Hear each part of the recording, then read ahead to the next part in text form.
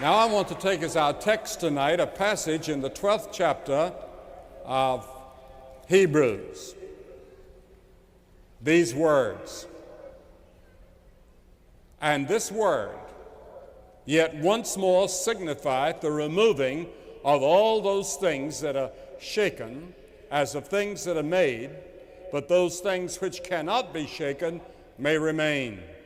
Wherefore, we receiving a kingdom which cannot be moved, let us have grace whereby we may serve God acceptably with reverence and godly fear. For our God is a consuming fire." Since we were here in the 50s and then in the 60s, things have changed. I was asking Joe Ulrich a moment ago, I said, "Don't you all still have streetcars? It seems to me I've seen one since I've been here." And he said, "Yes, they've just put them in." And I thought, well, that's the first city I've been to in a long time where they had streetcars. The last I can remember was in Bucharest. They had streetcars, and it took me back to my boyhood and childhood when we had streetcars in our town of Charlotte, North Carolina. But many things have changed since we were here. And those of us that are senior citizens can really see a change in Portland. Things that you younger people take for granted. We were born before television, before frozen foods, before antibiotics, before nylons, before Xerox, before credit cards. For us, time sharing meant togetherness, not computers. And software wasn't even a word. We were before pantyhose and drip dry clothes, before ice makers and dishwashers, Cheerios, instant coffee, decaffeinated anything, and McDonald's had never been heard of.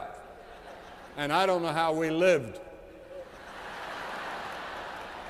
If we'd been asked to explain CIA, VCR, UFO, ERA, NFL, or JFK, we would have said, well, that's alphabet soup. When you think of how our world has changed and the adjustments we've had to make, today's senior citizens are a pretty hardy bunch because we came along through all of that.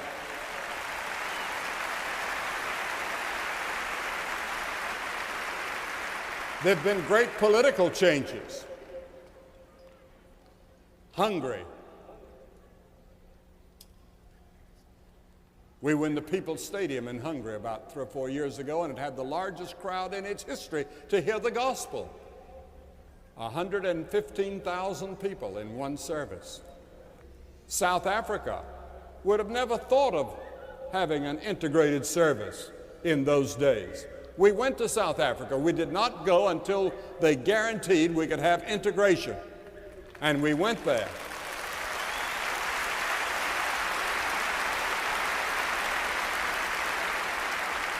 And we can show you on film where the newspapers had headlines saying, "Billy Graham says apartheid is sin." And then there have been gigantic geophysical and ecological calamities across the world.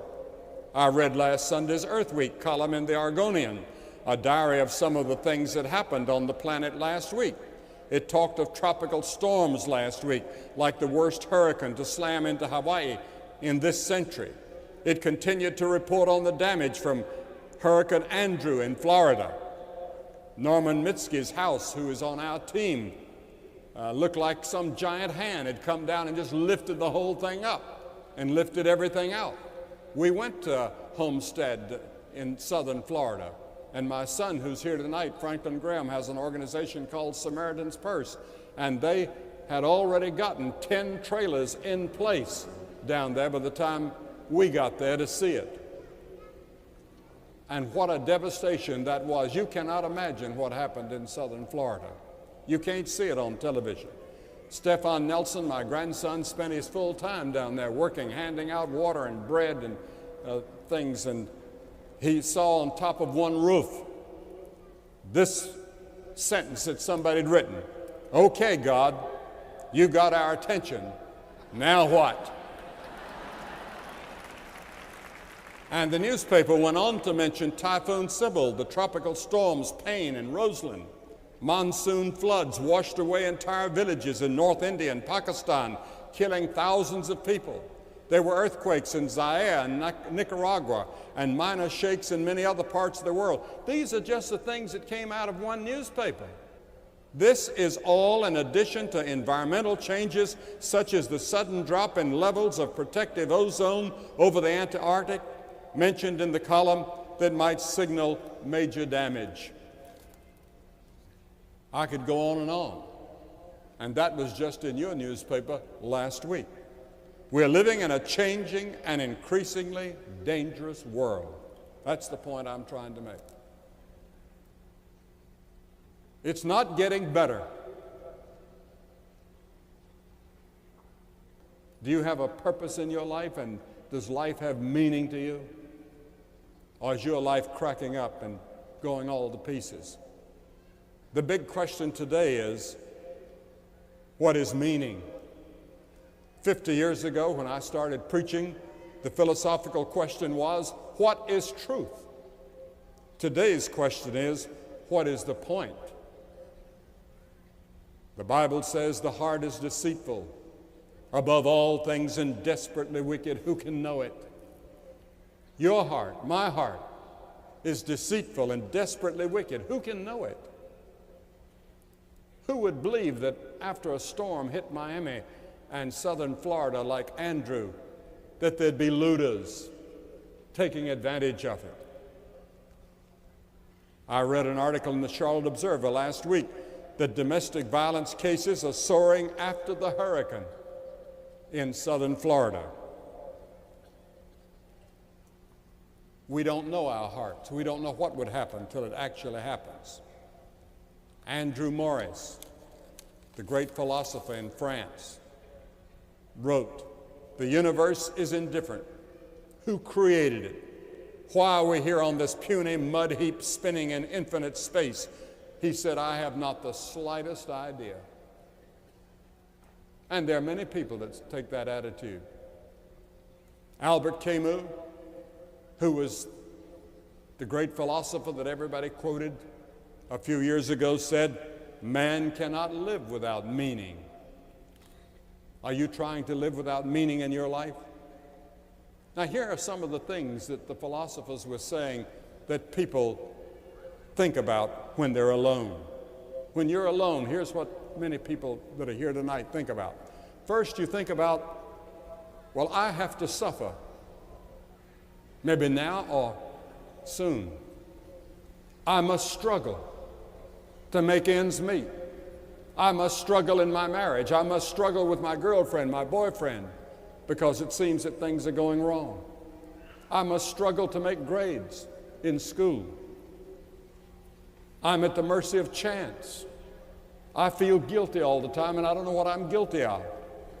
I ask the question when I'm alone, who am I?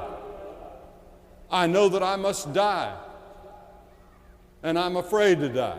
I don't want to die, but I know I'm going to have to die. Every person in this audience 75 years from now will be dead. A scientist recently asked the question on television, who made the earth? Why is it here? What is its future? We have the answer. We just don't know. Then he said an interesting thing. Perhaps we're all going to have to restudy the biblical accounts. And that's exactly what many atheists are doing today. They're restudying the biblical accounts. The first time I met Mr. Yeltsin in the Kremlin, I talked with him, and he told me that he'd been an atheist.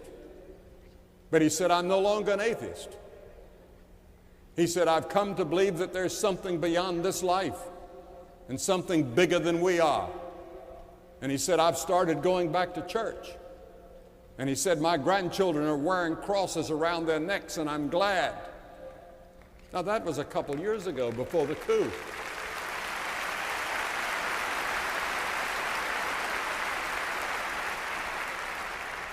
T.S.